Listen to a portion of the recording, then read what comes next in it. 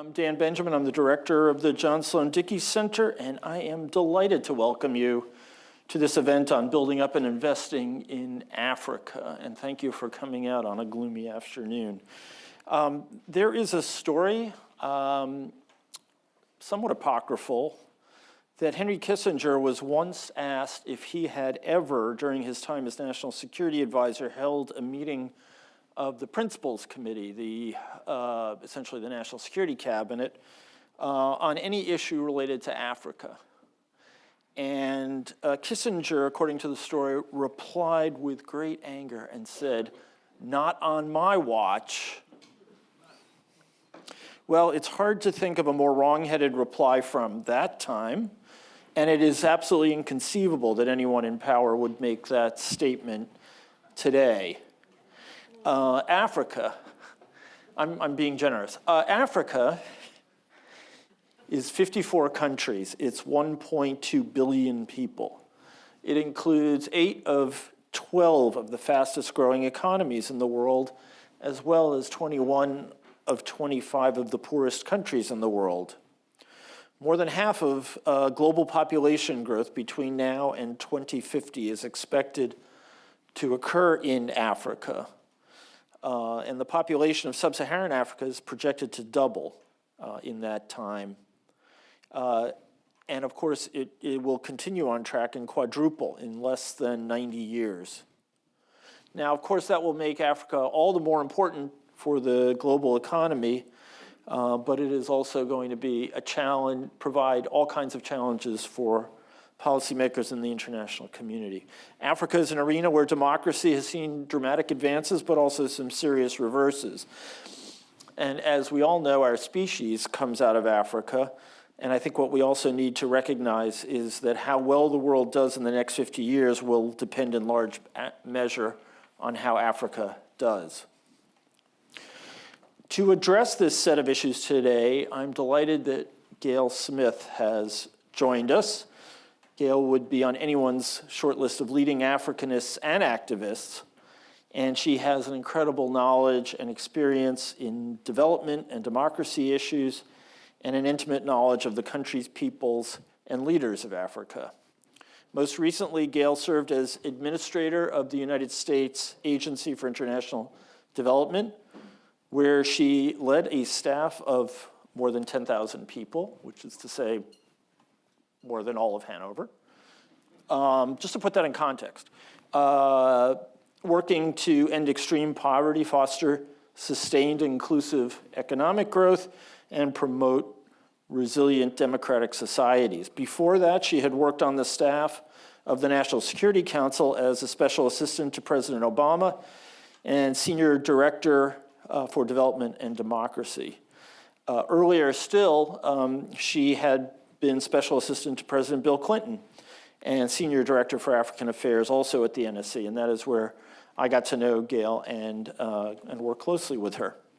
In between her stints at the White House, she founded the Sustainable Security Program at the Center for American Progress, co-founded the Enough Project and Genocide together with John Prendergast, and before falling into government, she was a journalist and worked with NGOs in Africa for more than 20 years. So today, Gayle is president and CEO of the One Campaign. One is a global advocacy movement that most of you are familiar with to end extreme poverty and preventable diseases by 2030. And for the few of you who are even less clued in than I am, this means that Gayle gets to hang out at the office with people like Bono, who co-founded the One Campaign and remains on its board to this day. Among One's achievements are helping to secure more than $37 billion in funding for historic health initiatives, including the Global Fund to Fight AIDS, TB, and Malaria, helping to secure legislation in the US, Canada, and EU on transparency in extractive sectors to help fight corruption and ensure that there was more money from oil and gas revenues that was actually going to constructive uses in Africa, like fighting poverty. And One also successfully advocated for increases in official development assistance, and that has grown globally by almost $36 billion between 2005 and 2014. One of the really great things about being director of the Dickey Center is that you get to bring extraordinary people to Dartmouth, and some of them, I'm happy to say, are even friends of mine. And so this is one of those cases, and I couldn't be happier to say, Gayle, the podium is yours.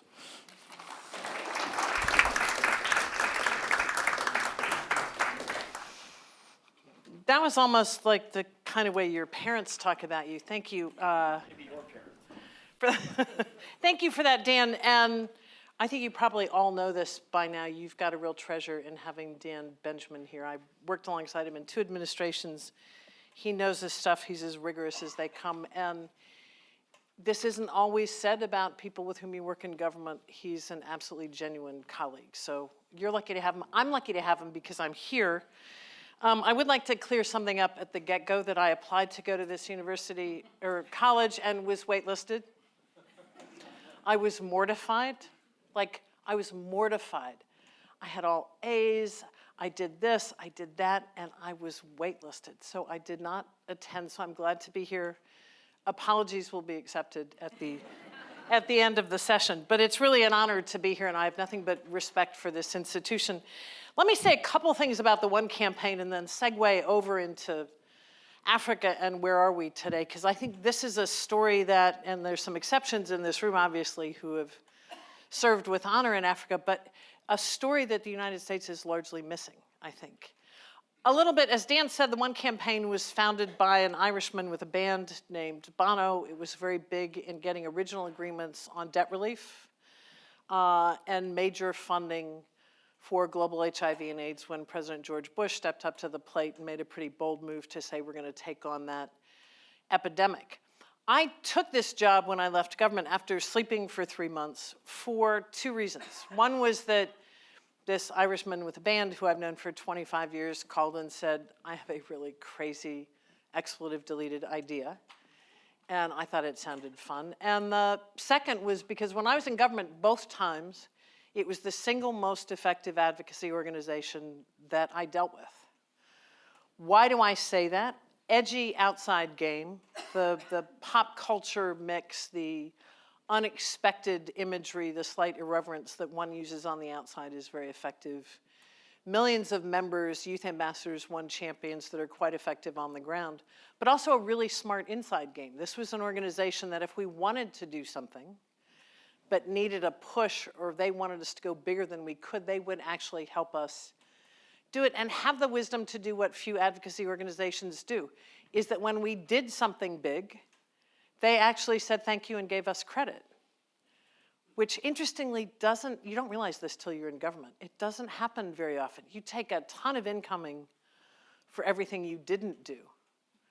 But we just, for example, published an ad in Politico in Washington thanking the US Congress, which no one is doing these days for anything, for support of the Global Fund to fight AIDS, TB, and malaria, which just did its replenishment round. It's sort of like an IPO. It's a 3-year funding round.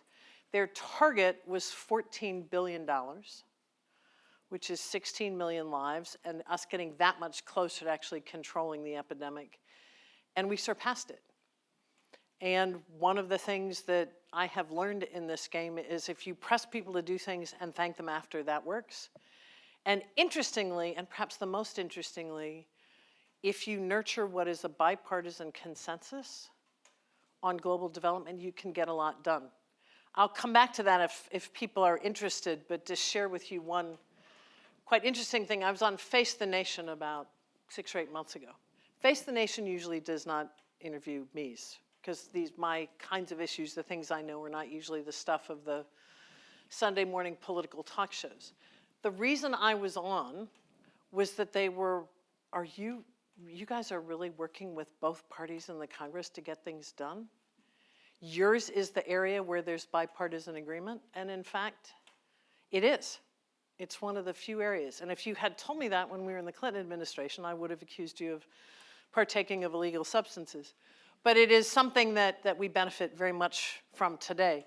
The thing I'm most excited about is we're doing something in One, which is building out One in Africa and Africa in One. The simple thesis is that the model that's worked for One to mobilize citizens to have the political smarts to play an inside game, the policy smarts to be advocating for moves and changes that have rigorous analysis behind them, and mobilize the public with enough edge that it gets the world's attention, might work in Africa as well or better than it has worked in the US or Europe. And it's actually working really well. We have over 3 million members. And I'm very excited to say that in Nigeria, Nigerian One Team campaigning just won its first campaign on health and persuaded the government to spend more on health. That's where we're going to actually see the change. We can have big foreign aid budgets, we can do great things with them, but when we can get those muscles working of countries responding to their citizens to do more, that'll be a very good day. And the icing they put on the cake is they just ran another campaign and got enough support across Nigeria that they crashed our servers. So I don't know if that's a scientific measure, but it's a measure of, I think, a new wave of young, smart, absolutely determined we won't take no for an answer activism that is brewing across the continent, a very positive thing. Now, I'm sure you've had the discussions or been part of them. Are you an Afro-optimist or Afro-pessimist? I think that's all a little, how do you say that about Africa any more than any other region of the world? I am somebody, though, who believes that this is a continent of extraordinary promise. If I have a concern, it's that I don't think we as a country are paying attention. So why do I say this? Think about this. Right now, you look around the world and what are we seeing? Europe is having a bit of a crisis about what the future of the EU will be with the UK. Who knows what the UK will ultimately do, but certainly threatening to pull out, other countries considering it.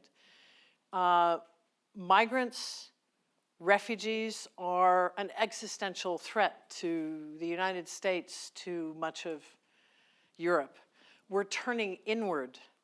We are divided.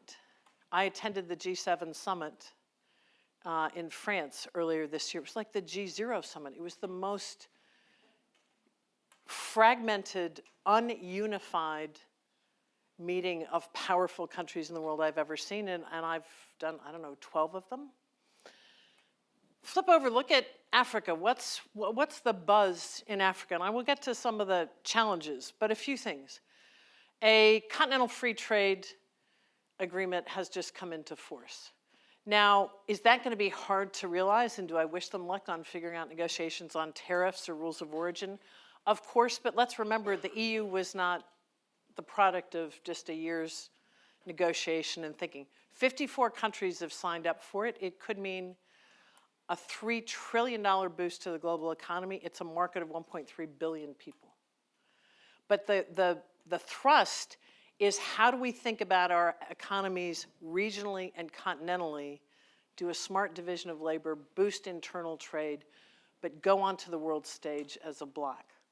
Second, while we're increasingly fragmented, one of the things I find the most interesting is Africa is increasingly negotiating on the world stage as a bloc.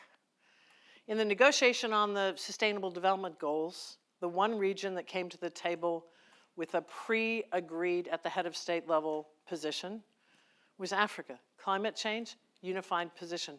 Peacekeeping, unified position.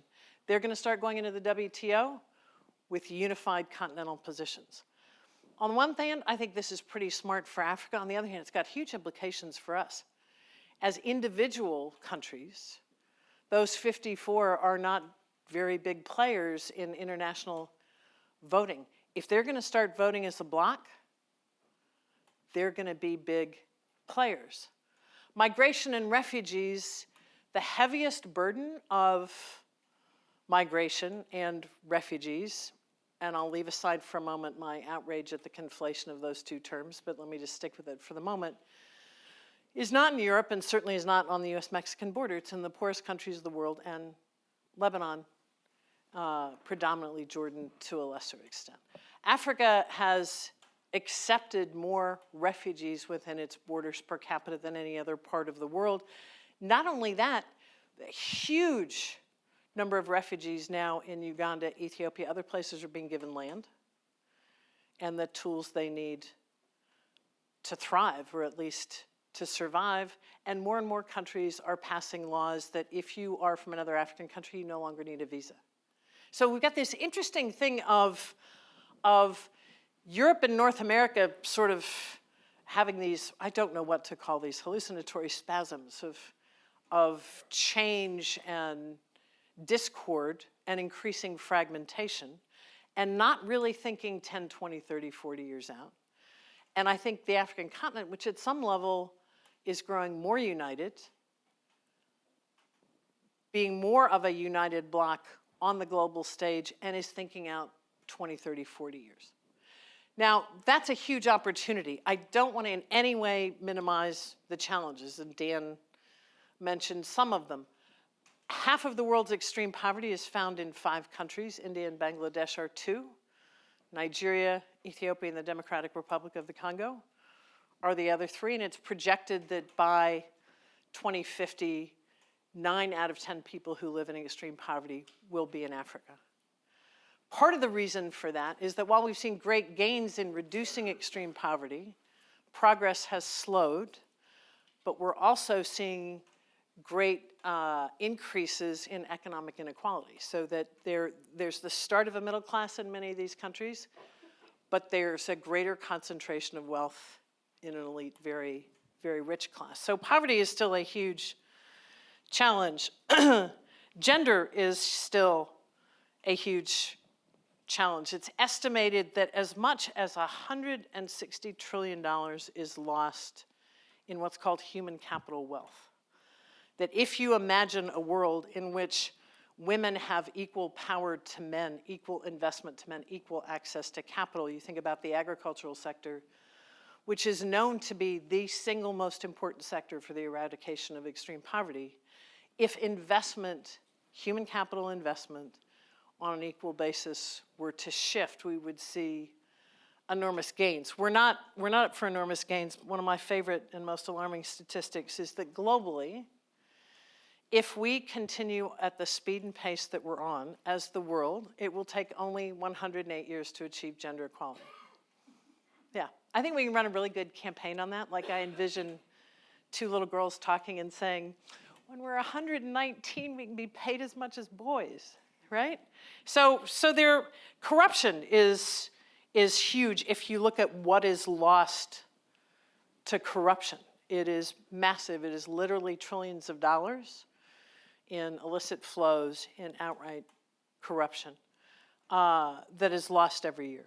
But I actually think that on balance, there's some trends that, to me, provide great hope and inspiration. And I've been at this for a long time, so, and maybe I'd be interested to hear the views of some others who've been at this for a long time. From when I got started in this, health stats are way up.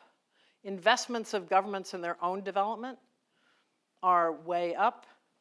Contributions of Africa to resolving its own political crises, whether through peacekeeping or negotiation, way up, and the other things I mentioned at the front. I think there is a growing recognition that if there is unity, if some countries take the lead and if they drive forward, they can actually get to the other side, which to Dan's introduction could be extraordinary promise for the continent and the globe, and if not, will be catastrophic for the world. Think of the fact that with the demographics of the continent now, the continent needs to produce 22 million jobs a year in order to maintain pace with its youth population. If they do that, the innovation among the younger population, its exposure to the world, its savvy on innovation, and I was just saying to Dan, I'm sure you've all been reminded of this, it's not a small fact that Africa had mobile money before we did. It's not an accident that we used in the response to the earthquake in Haiti, we used a tech platform that had been developed in Africa. There's the potential for innovation is extraordinary. The potential for leapfrogging is extraordinary. So what is the world doing in response to this? Much of it is sleeping, and the one who is the most awake is China. And I hear a lot about China, and if you look at the numbers, They are extraordinary from, where is this? From, I think it was in the range of 10 billion to then 160 billion, coming down to about 120 billion in terms of investment. They've just announced another 60 billion. Now, I get this question a lot. Aren't you concerned about China in Africa? Isn't it terrible what China is doing in Africa? China is going to destroy Africa. I have a little bit of a mixed response. Number one, China is not the first country to try to expand its economic wealth by doing things in Africa. I think some of us have been there. So it's not a new approach. They may be doing it later than some others did. The second is China is providing something that the continent actually really needs and the rest of the world is not providing, which is large amounts of capital that can be delivered fairly quickly. If you look at infrastructure requirements on the continent, it's one of the biggest constraints, obviously, to development across the board, whether it's human capital or building economies that can actually sustain growth, particularly in the ag sector. It takes, on average, 5 to 6 years to realize the actual building of a road financed by Europe or North America, as opposed to 18 to 20 months on the Chinese side. Now, you're running an African country. All you have running north to south is a 2-lane highway. You've got a huge potential in your ag sector. You've got a burgeoning youth bulge that really wants to be doing something quickly. You're looking at climate change. You're going to wait 6 years to build that road? Or you're going to do it in under 2?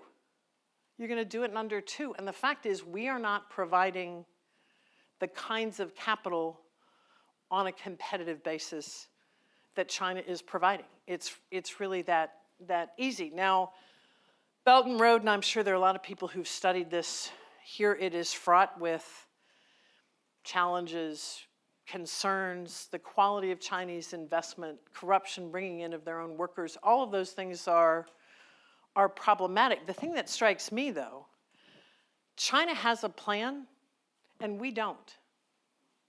We have an Africa policy which I think has grown over the years. I was privileged with Dan to be part of Bill Clinton doing a 2-week trip to Africa when the previous trip to Africa by an American president had been a refueling stop on a trip to another continent.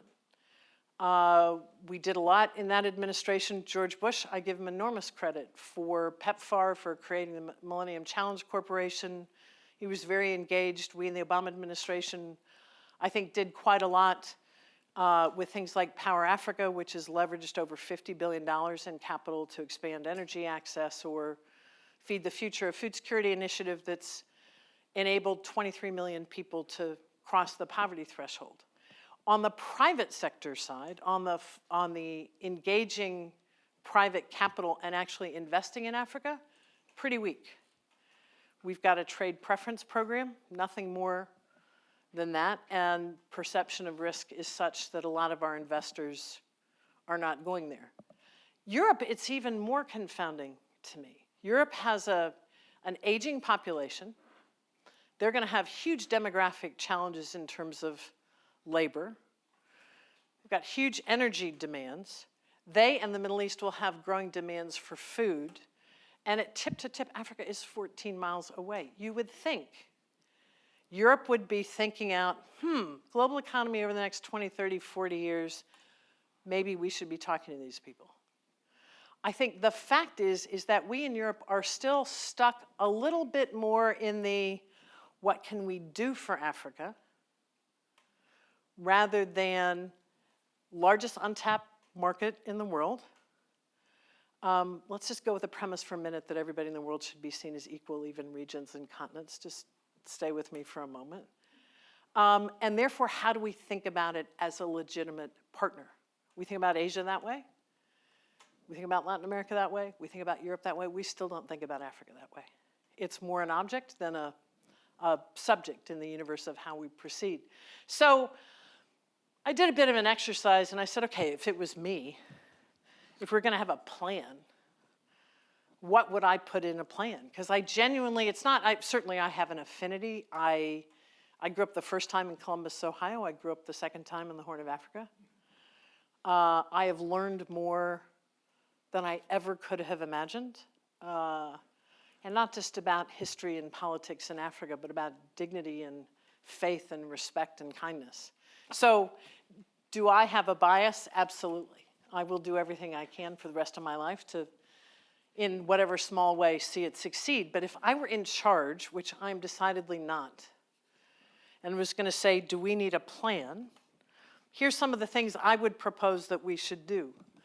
On the development side, one of the places that we've proven, I think, to be the most effective is in human capital, health and education, and agriculture. And again, agriculture delivers on the eradication of extreme poverty more than any other sector.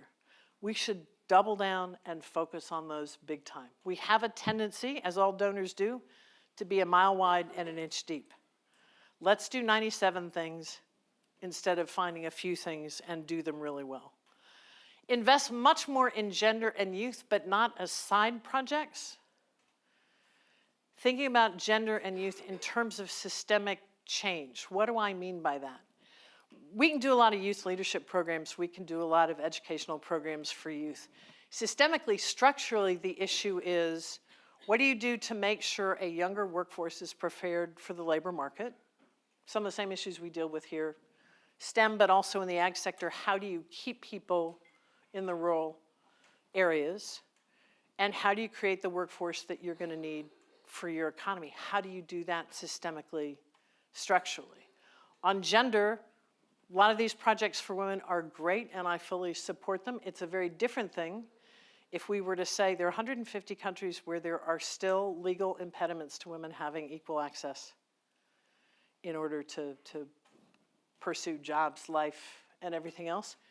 Go about systematically, how do we break down those barriers? So think about structural and systemic investments, and frankly, I think we've got the credibility to do that.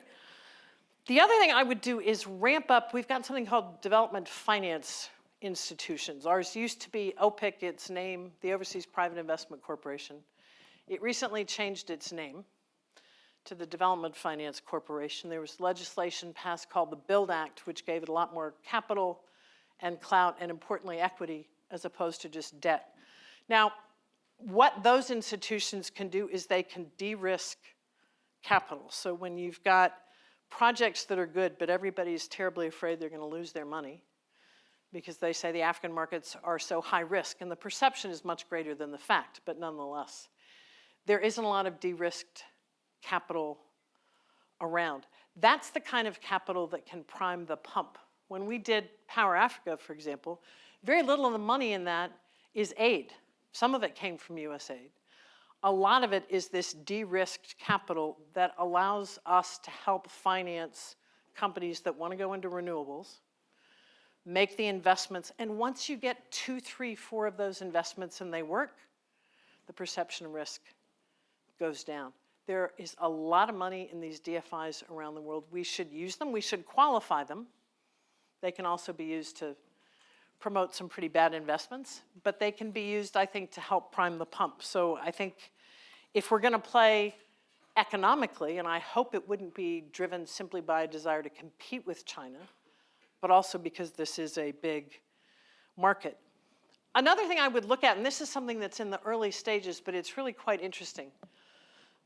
Africa has the ability to be able to leapfrog a lot of things. So you think about I love the telephony. I love that word. I always thought it was telephony, but telephony, if you look at that, so Africa basically, for most of the continent, skipped having landlines and went straight to smartphones in a lot of places. And coverage is extraordinary. It may not be per individual, but per family, for example. They were able to totally skip over what we did. In energy development, they are skipping over the mistake many of us have made, have had these hugely large national or statewide grids that we are dependent on. So if something goes wrong with the grid and you are finished, to having a major grid, some mini grid, and then tons of off-grid energy in rural areas. They leapfrogged on mobile money. They are leapfrogging on all sorts of innovation, including in the business sector. We would be very wise, and there are a handful of companies doing that are trying to figure out what a new business model is that's responsive to greater consumer demand for sustainability, for transparency. They're looking to Africa, many of them, to figure out how they can change their business models. And there are a lot of African countries that are working with these companies to say, okay, how do we set up an investment order that actually inspires this kind of investment? And trust me, the desire for US involvement, engagement, and investment is still very high, but the response is still, it's remarkably low. And it's, I don't want to say anything about shithole countries, but it's declined in the last couple of years precipitously. A boring but necessary thing. I was explaining to Dan earlier that when we were working on the G20 in South Korea, which they wanted to focus on global development, the African countries, when they came to the table, said the single most important thing we need is assistance with developing effective tax administrations so that we can have revenue from our own economies. It's a small amount of money. It's something the US absolutely could lean on, and it would be a game changer, and not just through the provision of aid, but through the provision of capacity. A few other things. The debt burden that Africa now faces, mostly commercial and to China. So the first time or the last time there was a huge debt burden, a lot of it was public debt. And so the deal that was reached there called HIPC, which was a deal whereby it was agreed to forgive the debt if the equivalent of service payments went into health and education and the social sectors, had a huge impact. It gave a lot of countries the break they needed. This time we can't do that because it's commercial debt. Governments don't have a lot of jurisdiction over commercial debt, and China runs China, and we don't, and they hold the rest of the debt. I think it would of necessity be the case that we would need to work with China to figure out what the way forward is on the debt problem. And I think the principles of a solution exist, but it's going to take the actual collaboration to do that. I just mentioned a couple of other things. On the corruption side, we've historically run a lot of programs of the US government. There's some terrific NGOs out there. There are programs like the Open Government Initiative or Open Government Partnership, which are out there to help do that. I think the single most important thing is global norms. Because if you look at corruption, the volume of corruption on Africa, the work that Dan mentioned on the extractive sector, that wasn't government by government in Africa getting them to put things in place. That was establishing a global norm on how the extractive sectors should work. And it's going to take that kind of change.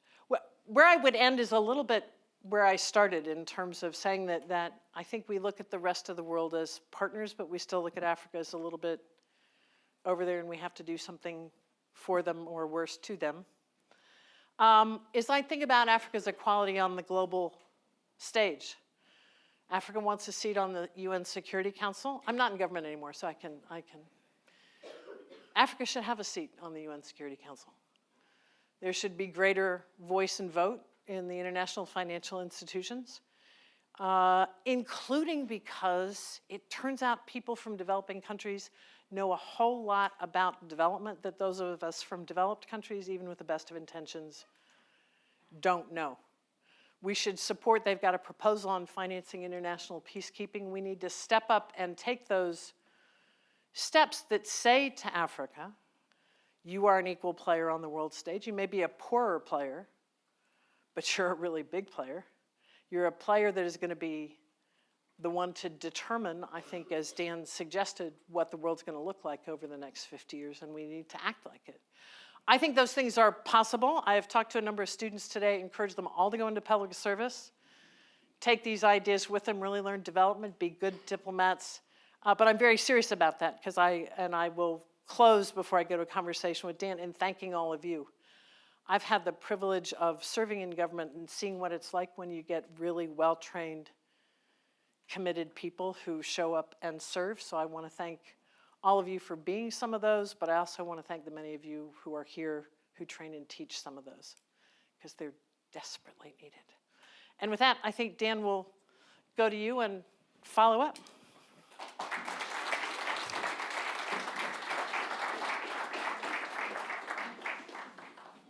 think you're coming over here. I am. Okay.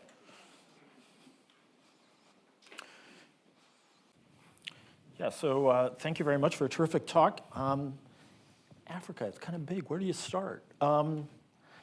The number actually being lost more chronically in the Middle East than in Africa. The number that you mentioned that really made me sit up with a jolt was 22 million jobs a year. Because, as we've seen in the Middle East, they can't do it, okay? Command economies, autocracy, sclerotic economies, they just can't do it. And it is a volcano that's going to erupt again, as it did in 2011, and it's going to do it again soon. I think that's right. And I guess the question is, why? I hate to be the guy to ask the downbeat question, but why should we think something different can happen in Africa? Yeah, no, it's a totally fair question, and I think it will happen in some countries, and we're seeing those eruptions all the time, where you've got a growing youth population that doesn't have jobs or adequate jobs, but also, like everywhere else in the world, has lost faith in government and politics. So there's a growing lack of trust that a government's actually going to deliver. So we will still see some of that, but I'd say there are a few things. One is that there's still a very large agricultural sector which can absorb a lot of those jobs. Many of them still in the informal sector, which is somewhat challenging, but nonetheless there. And there, the room for innovation as something that can bring employment to scale, there's great potential. I think the way it is more likely to happen if it does is not that the entire continent at once will do it, but there are two things I've seen happen in Africa, and I've focused more on Africa, but I've worked all over the world, I haven't seen happen particularly in the Middle East. One is replication, so that a country that is able to solve a certain problem, there is a growing pattern that I've seen over the last 15, 16 years in earnest of other countries then going and saying, how did you do that and how can we replicate? I mean, anecdotally, we had all of the African health ministers in, I think it was during the first term, and the then aid administrator and I met with them, and at the end of the discussion, they actually didn't want to talk to us, they wanted to talk to each other so that they could say, how did you bring down your malaria incidence as quickly as you did? So there's a replication effect that I haven't seen happen in the Middle East or Latin America or anywhere else. The other thing is Africa is the only continent that I traveled to as aid administrator in the White House where development was a thing people were talking about all the time. Citizens, governments, not enough, but it's a thing. My challenge in working on the Middle East was that the primary discussion was politics and conflict and Israel and whichever country was blowing up and grievance. Yeah. And I don't want to overstate it, and I don't think that it is the case that, I'm here to announce that by 2025 Africa will be producing 22 million jobs a year. I don't think so, but I think it's a much more lively, active debate and discussion as a thing and a challenge before the continent than it is in other places. So directly related to the economic prospects, of course, are the politics. Yeah. And can you talk for a minute about the prospects for the next wave of democracy? We saw one in Africa, it was very encouraging, and then we saw some retrenchment, and transparent institutions and open markets pretty much have to go together for it all to work. Where do you see points of light, and what do you think are the big hurdles to getting this right on the continent? In 20 minutes or less. Yeah, no, I think that the points of light are that the citizenry now has access to enough information, right, that they're a very different player than they were 10 or 15 years ago. They can track, some of the most extraordinary work I recently saw was all these Nigerian NGOs who've begun to track the budget because the information's public. and they're giving the government a run for its money. Now, is it going to fix everything? No. But it's a very different, what they're able to do is different. But the visibility of what other countries are doing is greater. I actually think when it comes to democracy and governance, we muddle a few things and measure the wrong things. I think we tend to measure the distance from perfection as opposed to the distance from where a country started. And I don't know, you've served as a diplomat, I don't know whether you would agree with that, but I think, first of all, nobody should ever be able to claim we are there, we are perfect, we have achieved democratic nirvana. But I think if we're measuring the distance from perfection, we're setting up a kind of a false analysis. So if you look at the distance from where a country started, I actually think there have been some setbacks, but some of the progress continues to be positive. The other thing that we do is we focus on individuals and who is going to be the point of light. So-and-so's been elected in country X. Phew, that's going to be the game changer. What we don't measure and focus on is the institutions, rule of law, transparency, those underlying institutions that you refer to that are going to be greater determinants than any individual. So I see points of light. I'm hesitant to say it's this country or that country or this leader or that leader, because I do think it ebbs and flows. Mm-hmm. I think the architecture of democracy is growing stronger in a significant number of countries, but don't then start me on the fragile, failed states, because that's... So let me just turn the mirror on us for a second. For the first time in half a century, we don't have a democracy policy. Not only that, we have an autocracy policy, which is rather dismaying for some of us. Is this absence really felt in Africa? Have the Europeans taken up the slack? Do we, in the next, let's hope that there's another phase, can we get back to this, and what lessons should we have learned? It's really, really interesting. I think the first wave was a real despair that the U.S. was missing, because the U.S. sort of withdrew from a lot of the world with this administration very early on. So I think that was the first wave. I think there are a couple of leaders who are feeling very pleased that they can now rationalize behavior, because if they're like Erdogan or they're like Putin or anybody else, that seems to be okay. What I find really interesting, I was just in Ghana, and there was a big panel on the Continental Free Trade Agreement that I was on, and people were talking about this, and a few things came up. Yeah, there's a desire for U.S. engagement and U.S. investment, but everybody's just moving on, and the U.S. is just not present in the way it has historically been. And there may be a little sadness about that, but it's like we're going to move on. Second, Africa doesn't want to see another Cold War fought out on its soil, but by the same token, it may have the benefit. It's got a lot of suitors right now. It's got China, it's got Russia, it's got Turkey, it's got Japan is ramping up. Europe's a little slow. We're sort of MIA, but there is the potential for the continent to be able to make some more choices as opposed to be on the wrong end of choices. I think the single most interesting thing or two interesting things I have heard from, and pretty consistently across the continent in this new age. One is we need to really think much harder about how you build and protect a democracy. Because what they are interpreting out of what's going on in the UK, in the US, is that democratic institutions may not be as strong as we thought they were. And so what does that mean for us? What can we learn from that?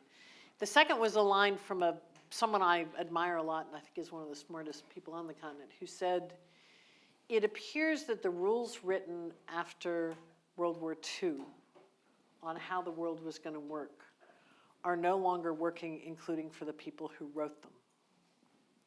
So what does that mean in terms of how we proceed and how we go on into the world? So you can see some openings in it, but mostly I would say as an American who worked twice for government in both of those instances, Africa policy and trying to do more with and on Africa was a very big part of what I did.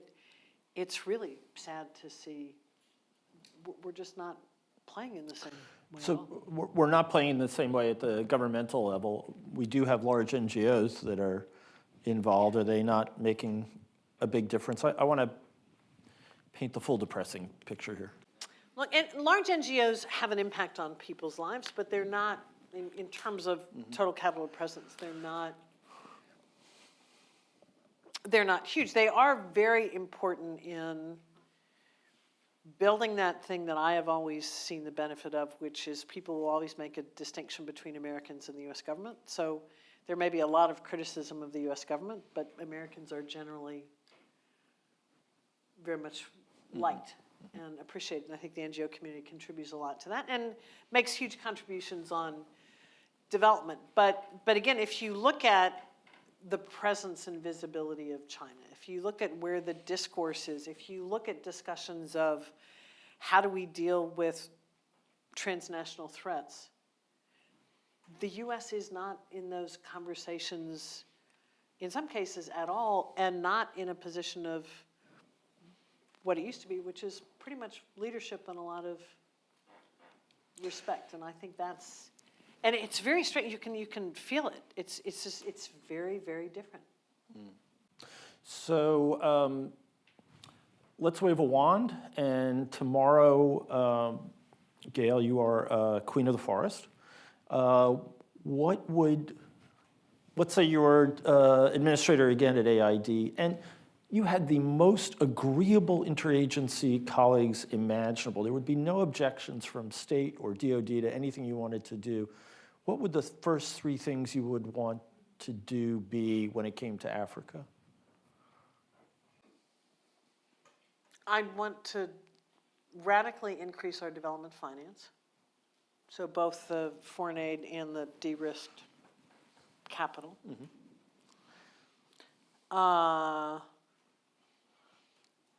I would give Africa a seat on the Security Council. Okay, the State Department at that point comes back onto the stage and said, well, wait a second. But okay, not Right. because it should, I'm just saying that. No, this would, the problem is a lot of, the Security Council's not terribly democratic in the global sense, so there are a lot of countries that Actually, the State Department wouldn't have to because the whole rest of the Security Council would ensure it never happened, but anyway. Right, but I think that not having Africa have anything even approximating a representative presence in international institutions is foolish. It's wrong, but it's foolish because a lot of the world's future depends on what happens on that continent. Not having that perspective is just foolish. And if I had these agreeable interagency colleagues, I would do it, and if I didn't, I'd go behind their backs and do it anyway. I don't know how I would do it, but I would try to ramp up our knowledge and understanding of an education about Africa. I remember somebody running for president once said Africa is a huge country with many problems. Now, if you're running for president, you should at least know that it's not a country. But our level of knowledge and understanding is frightfully limited. What I learned in school about Africa was next to nothing. If you look at our media coverage, it's either the crises or the really interesting funeral rituals. It is. I mean, I was a reporter. That's what there's the interest in. Yeah. And I think figuring out a way so that it is seen as an equal, it's just like any other continent. So I don't know how I would do that. I'd have to take over the Department of Education and the media. Okay. Well, I think you're up to it. Let me prod you on a couple of things. You're Czarina for Africa now.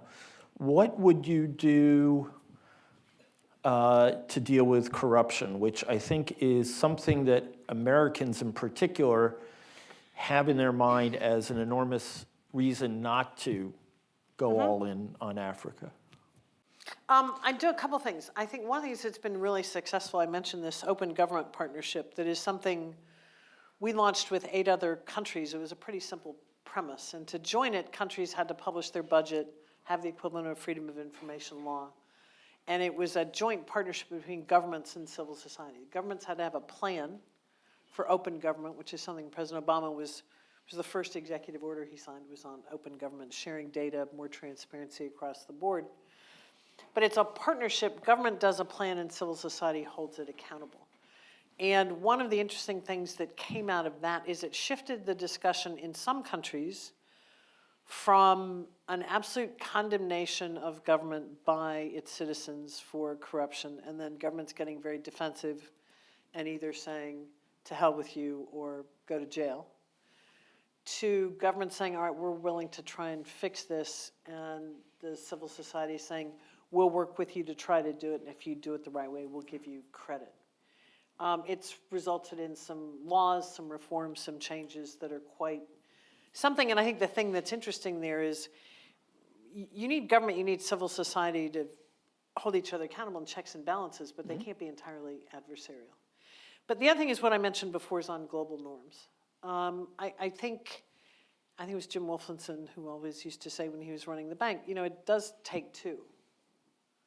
I mean, I can't be corrupt by myself, but if I can work with you to be corrupt, we can figure out how to do it.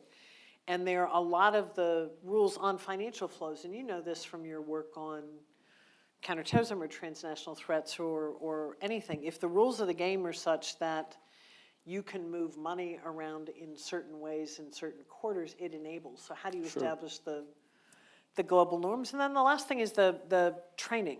I think governments are realizing how much capital they're losing to corruption, having the capacity to do anything about it. I also think it's not a problem to penalize, ostracize, or otherwise discount those countries that won't deal with it. But we, you know, look, one of the most corrupt countries in the world is Nigeria, and the path to grand corruption in that country was through the oil sector. The oil sector wasn't just developed by Nigerians, and so how do we figure out that other half of it? A little bit of a digression, but as someone who's been working in this space in government for as long as you have, how is it that we've never tackled the tax haven issue or the the financial secrecy issue on a global basis, which would make such a vested interest. Oh yeah. I mean, that's why I say global norms. They're you know. But I don't even want to start talking about tax in the United States, but if you look at their tax havens that a lot of our companies benefit from. Now, we, unlike in Europe, our companies can't provide kickbacks, for example. That's the president's actually on that one. Yes. I don't know if you've noticed. He's against the Foreign Corrupt Practices law. He's for the Foreign Corruption Act, right? But I think it's vested interest, and it's you know, if there's a path to changing it, I think when I look around the world and I say, my God, the world is in such disarray. And what are some of the things that hold together? What is this global foment all about? I think a lot of it is about structural unfairness, right? Like the rules are not fair. You know, you and I pay tax at a higher rate than a lot of people who have a lot more money than we do, and we're not even the people who are struggling to pay for our lives and our kids. And so I think that's a feeling all over the place. There's an increasing pushback against companies on this, and I think there's going to be more of that. That should enable enlightened governments to do something more. But the fact of the matter is, too much of the world has a vested interest in the financial system the way it works. So that's why you have to be in government and do policy, but then you also have to be an activist and light them up a bit. So last question, and then we'll open it up to the audience. The so-called Washington Consensus about how we do development and trade and all these things together with developing countries. Having been up close to that beast for a long period of time, would you have any revisions? Oh, yeah. I mean, I don't think there really is a Washington consensus as much as there used to be. I think,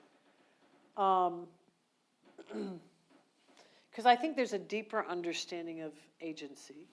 Like, do we really have agency? You know, I have a small fun fact. We talk a lot about our foreign aid budget and what we do in development. And if you look at financing for development, domestic resource flows are 10 times what ODA is, and private capital is 100 to 1,000 times that. So it's the smallest percentage of Which has all changed pretty dramatically in a pretty short period of time. yeah, it's the smallest piece of the pie. I think the thing that's changing, the consensus is becoming less ideological and more evidence-based. Because some of the consensus has given us some pretty bad policies. And what we've learned in development is not in all sectors, but in some sectors you can actually analyze and measure. So in the health sector, which has been the areas where we've seen the greatest gains, perhaps in part because it's more quantitative, we increasingly know what works and know what the outcomes are. And I think that's starting to lead what I hope will be a new consensus. Okay, let's open it up.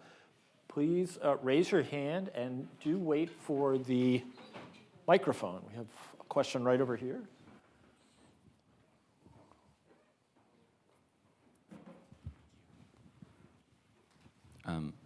Okay. First of all, thank you so much, Ms. Smith, for coming over. Really enjoyed the talk. I was just wondering if I could ask a quick follow-up question regarding the Chinese investment in Africa in general. I was just wondering if you're at all a little bit concerned about, you know, obviously we can all agree on the impact of the investment, but the intent of it and the heavy focus on more of the resources than the actual, you know, cultivation of labor forced, you know, jobs in Africa. You know, clearly evidenced by heavy, you know, investment on infrastructures and resource-related occupations. So I was just wondering if you're, you know, at all concerned about, you know, the strategic motives behind the investments. Yeah, that's a good question. I am concerned about it. I think how we or any of us engage on that is the question. Because there's been, you know, again, this is not the first time that a foreign country or group of countries has looked at Africa largely through the lens of resource extraction. And so I think there's I think we are not effective in having an impact on the intent when we lecture and feign absolute outrage that China is trying to suck up all of Africa's oil. Because I think we have done that in the past and other countries have done that in the past. Doesn't mean it's excusable now, but I think it's how do we approach it. And so where I come out, and trust me, the other thing I would say on this is that the same African ministers, private sector leaders that I talk to that are taking the Chinese investment because they need it, have that kind of concern. I think ultimately we should be talking to China about this stuff. I don't believe that it has to be adversarial or a big competition is going to be the way to resolve it. Now, I may have a bias there. I led the U.S.-China Development Dialogue in the Obama administration. Did we have the same views? Oh my goodness, no. But was it a fact that China was going to be a player and we were going to be a player? Absolutely yes. And so my gut in terms of, well, what do you do about it? I think there are two things. One is, how do you build the capacity of Africa to be more of an equal player at the negotiating table on some of these deals? Whether it's China or anybody else, it's most obvious with China now. You go into a negotiation, and they will arrive with 25 lawyers, 16 engineers, all sorts of experts, bankers, finance experts, and the African side of the table comes with a lawyer from the Ministry of Trade and Cooperation, right? So there's a totally unfair balance in terms of negotiations. There's some initiatives designed to help that, but how do you sort of level the playing field in terms of the initial negotiation? And how do we actually have a conversation with China about some of this. Because the one thing I will say, yes, you can talk about China's intent, and China's intent is about China. There's no question. But I think we have to actually sit down and have that conversation because it's unsustainable. And I think if we don't, I don't think we're going to stop it otherwise. I don't think so. I mean, there have been policies that, one of these has been pulled down, but it was a policy, was it called Clear Choice, that was put in place by the current administration early on, that there should be a discussion with governments at the outset saying you have a clear choice. Do you want China or us? I don't think. But since we're not putting anything on the table. Not putting anything on the table. But there's no question that the intent is not about Africa's development or about growing the African market in the global economy. The intent is about fueling a very large economy that desperately needs resources and is in the dominant position in terms of securing those resources from Africa. They're doing a good job of it. Okay. Right here? Whoop. Okay, you're next. Yeah. That's fine. Hi, thank you so much for coming. I guess my question is, what do you view to be sort of like the right way or the right scale to do development? Do you believe that it should be sort of like an amalgamation of small initiatives, like say like a randomized control trial of deworming or something like that? Or do you think it's really about massive economic structural change, from agriculture to manufacturing? Yeah. It's a really good question, and I'll tell you, it should probably be a balance between the two, but right now, I think it's very fragmented. And so, for example, there's been a lot of spectacular work done in the tech innovation space on development solutions, next to nothing done on getting things to scale.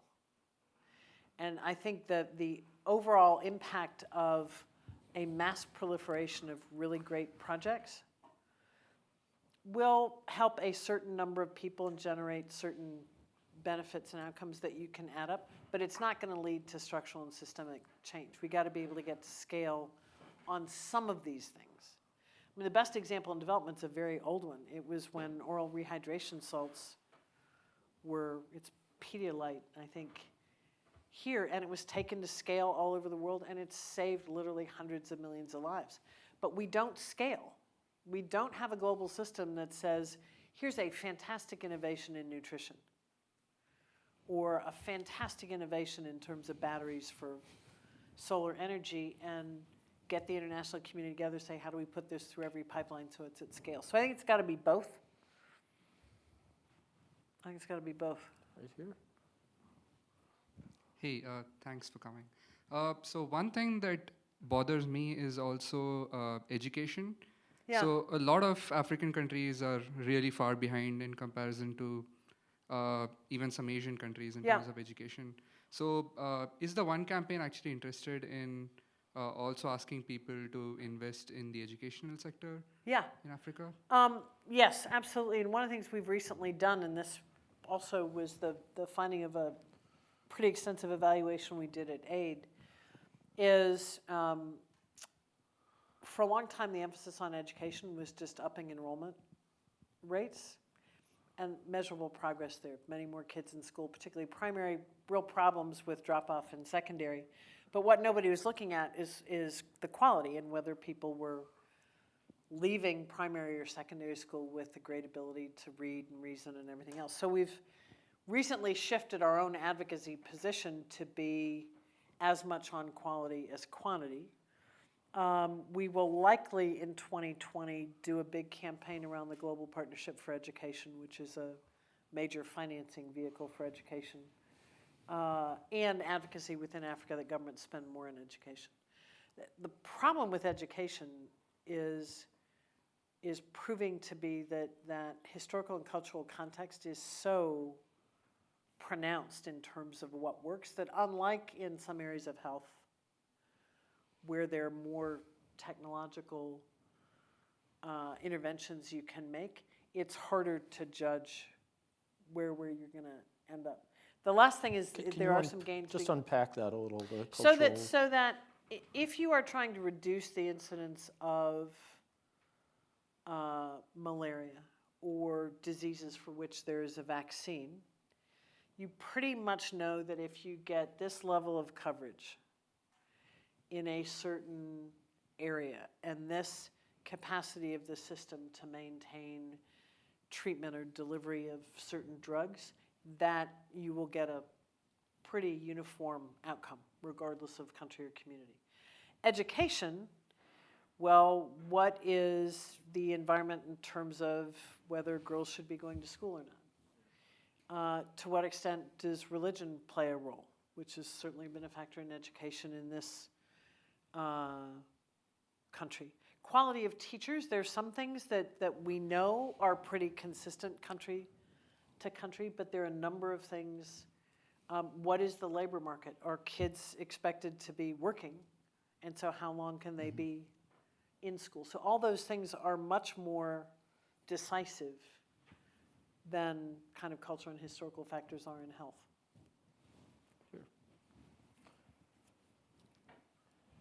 It's refreshing to hear a practitioner advocate in a talk like this, and I thank you very much. It's very enlightening. I have two questions related to Dan's last point on corruption. Many years ago, Fred Riggs, in his book on political development, suggested that corruption may not be so bad if you understand that the difference between money that is kept in the country and spent in the country, corrupted money that's spent internally, is quite different from money that's sent to a Swiss bank account, and that we need to really look at the process of corrupted money.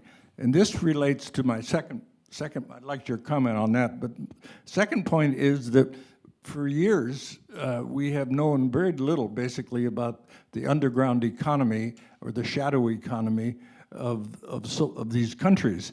There was a study at Yale some years ago that suggested that African or underdeveloped areas had about 60% of their entire economy was underground or shadow or unknown, untabulated, unregulated. So I guess what I'm interested in is, in your thinking, is that a major dropout in our information if we don't even know what's going on in some of these economic situations because of the underground economy? Then how can we actually do proper planning or assess these countries? So has there been much of a change in our thinking on this and unpack the corruption a little bit if you want to? Thank you. I mean, look, on the corruption side, I would say that illicit capital flows outside a country are worse than corruption inside a country's borders, but I'm not a fan of either one. Because I think even when you've got the corruption internally, you know, somebody wins and somebody loses, and there's no guarantee that even if the capital is kept inside the country, it's going to be spent on something that would be of benefit. The biggest numbers in terms of overall corruption on the continent is money that flows outside. And some of that is money into Swiss banks. And some of that is shady deals with investors. That is money that is paid out outside the continent to get around taxes and everything else.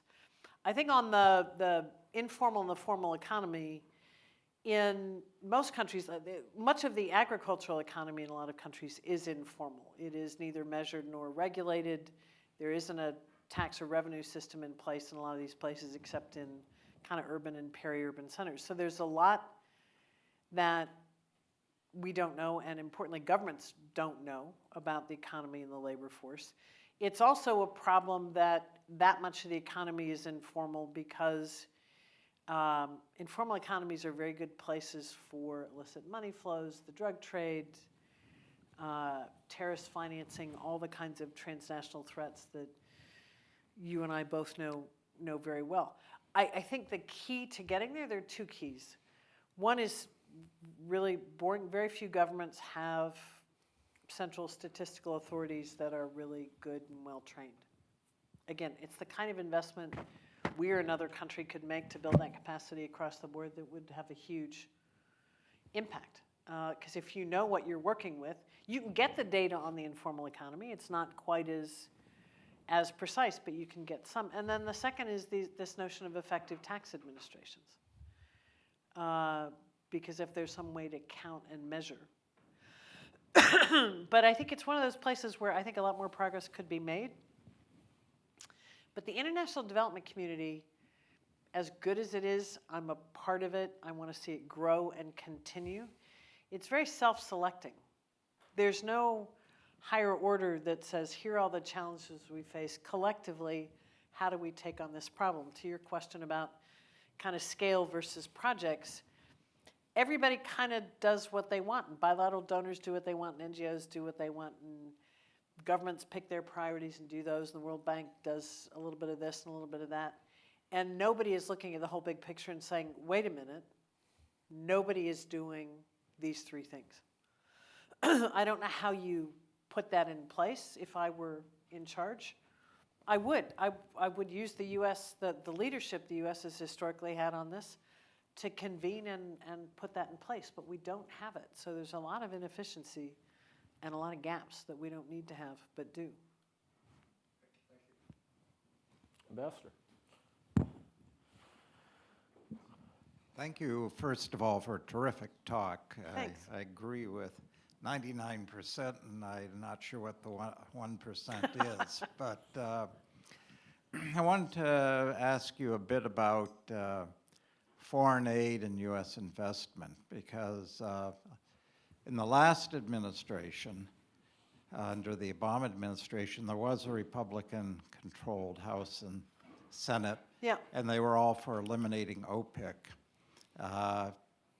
Trump came to office, and suddenly they resurrected OPIC and expanded everything into the BUILD Act, bringing together all these elements that you alluded to. But BUILD Act is about to take off, and I'm just wondering, in the question of investment, it seems to be investment versus foreign aid in this administration. A lot of people came in wanting to eliminate foreign aid, and the substitute would be large-scale American investment. And personally, I just don't see that happening. I recollect when apartheid fell, everybody thought that South Africa would be the engine of development in Africa, or at least in Eastern and Southern Africa. And a lot of people somehow see this as the engine of development. But we may have a few Walmarts, and we've always had Coca-Cola and Pepsi, but in terms of heavy investment in technology, it doesn't seem to be on a large-scale basis. You can find, even with the electrical initiative that you referred to, we see it succeeding in some countries, but with 54 countries, it's sort of hard to cover it all. And I'm just, we've discussed China. China, to me, is the competition with China is being used as an incentive to try to get American companies to invest, but they don't invest on that basis. They invest on their profit margins, Exactly. which are pretty good in Africa, but at the exploitation of other people. And I just wanted to ask you how you see this playing out, particularly in terms of your current job, where if foreign aid is severely reduced or eliminated, it falls to the NGOs and the nonprofit sector to fill in. It's a huge risk, and a lot of the NGOs take a lot of government money. So if foreign aid was reduced or eliminated, we would see a huge reduction in what American NGOs can do, because very few of them operate only on donations. A lot of them have very high donations, but some of the bigger ones have really huge government-funded budgets, so they would take a hit also. Look, I think we need both. To me, aid is that tool we should be using to build capacity, and it's actually the lifeline for people who get screwed twice and live in a really poor country that is really badly governed. It shouldn't be, but it is often a lifeline. I think there is, it's interesting, the BUILD Act that you mentioned, which is this thing that built up this development finance corporation, had strong support from both parties. And in the same year, the budget presented by President Trump zeroed out OPIC, and then a bipartisan Congress passed a law that actually expanded it dramatically. So that's been kind of interesting. There is a strong desire in the White House, particularly from the head of OMB, Mr. Mulvaney. Which head of OMB? The real one or the acting one? Mr. Mulvaney, to eliminate foreign aid altogether. A few months ago, they made a move, which was, they tried it before and failed, but did it very wisely to try to do a $4 billion cut just after Congress was in recess, and we and a lot of other groups body blocked it. But we're aided by, again, a bipartisan consensus. And I think that's the hope that, interestingly, and if, as I say, if you'd ever told me that this is how it would play out, there is bipartisan support for the foreign aid budget. And I think a dramatic cut would be greatly opposed by Democrats and Republicans in Congress. I also think it would be a foolish and stupid thing to do. I mean, if you can imagine, the United States, and again, I give George Bush a lot of credit for having the nerve to kick it off. I give us a lot of credit for dramatically expanding it. The United States said, we'll take the lead in defeating the AIDS virus at a time when nobody thought it could be conquered. This administration want to cut the budget by $1 billion.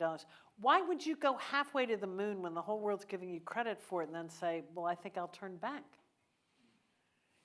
The folly of misunderestimating, which I think was a phrase that was used some years back, the impact and the benefit to us and to the world of when we take leadership in these areas. But I think it's a real danger. I think this is an administration that wants to absolutely get rid of the foreign aid budget and would like to get rid of USAID and EPA and the Department of Agriculture. But again, one of the things that we focus on at One, and again, it's a really good challenge as a citizen. I might, as you might be able to ascertain, I have a political affiliation about which I feel pretty strongly. To realize that this is a space where if we nurture this bipartisan consensus, and that thank God there's just one thing that we can agree on, that's something we spend a lot of time working on, because it is the thing that is protecting the foreign aid budget right now, is a bipartisan consensus in Congress. Just wait for the mic. Okay, so sort of related to the education question, we're talking a lot about self-determination in the African continent. What's the role of the brain drain? How is that trending? Are more educated people leaving and staying away? And I'm just kind of curious to know that role. It's still a huge problem, but we're also seeing the beginning of another trend, which is more exciting. So there's still a lot more, I don't know about the Nigerian doctors in Philadelphia than there are in Nigeria. It's extraordinary.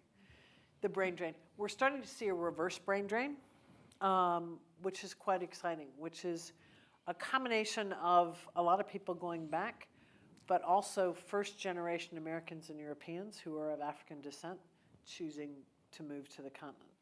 Particularly young people in tech and other fields, because they feel like there's huge opportunity to go back and either contribute or build businesses. So it's still a huge problem, and it's too early to say whether this other trend is one that's going to be definitive. But there's enough of it, and it's been consistent enough over the last 5 or 6 years that I think there's real potential there. Look, it has huge impact when these people leave the country. You look at the civil service and who's able to serve you. You look at the health sector. You look at lawyers. It's a huge problem. But as I say, this other reverse trend is really, really, really interesting. Really interesting. Okay. So if there are no other questions, I'm going to conclude with one really narrow technical question. What's Bono like? You know, he's about to go on tour again, so he's a man of great energy because they were on tour for like 3 years in a row and took what they called a break, and now they're off to Asia. He's really exceptional. He's really smart, exceedingly well-read.